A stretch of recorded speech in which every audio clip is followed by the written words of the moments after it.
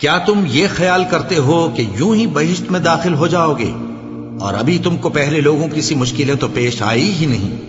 ان کو بڑی بڑی سختیاں اور تکلیفیں پہنچیں اور وہ صعوبتوں میں ہلا ہلا دیے گئے، یہاں تک کہ پیغمبر اور مومن لوگ جو ان کے ساتھ تھے سب پکار اٹھے کہ کب اللہ کی مدد آئے گی۔ دیکھو اللہ کی مدد عنقریب آیا چاہتی ہے۔ اے نبی، لوگ تم سے پوچھتے ہیں کہ اللہ کی راہ میں کس طرح کا مال خرچ کریں۔ کہہ دو کہ جو چاہو خرچ کرو، لیکن جو مال خرچ کرنا چاہو وہ درجہ بدرجہ اہل استحقاق یعنی ماں باپ کو اور قریب کے رشتہ داروں کو اور یتیموں کو اور محتاجوں کو اور مسافروں کو سب کو دو، اور جو بھلائی تم کرو گے اللہ اس کو جانتا ہے۔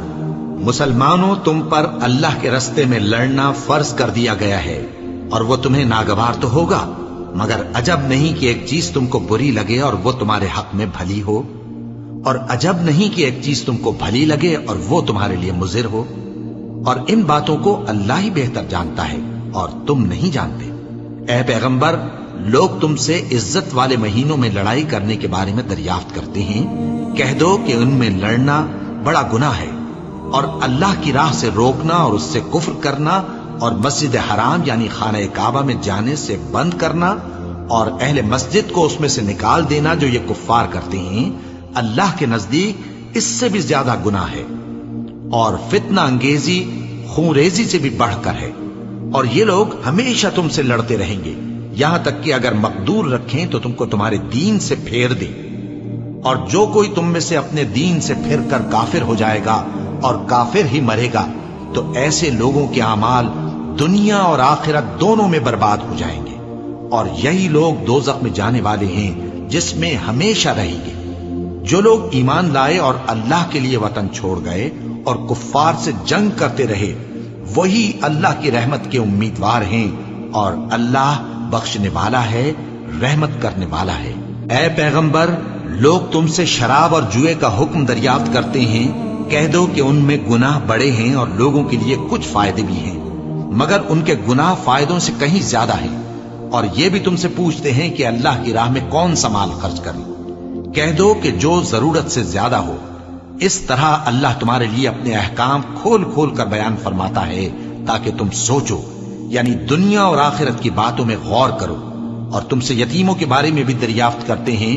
کہہ دو کہ ان کی حالت کی اصلاح بہت اچھا کام ہے، اور اگر تم ان سے مل جل کر رہنا یعنی خرچ اکٹھا رکھنا چاہو تو وہ تمہارے بھائی ہیں، اور اللہ خوب جانتا ہے کہ خرابی کرنے والا کون ہے اور اصلاح کرنے والا کون۔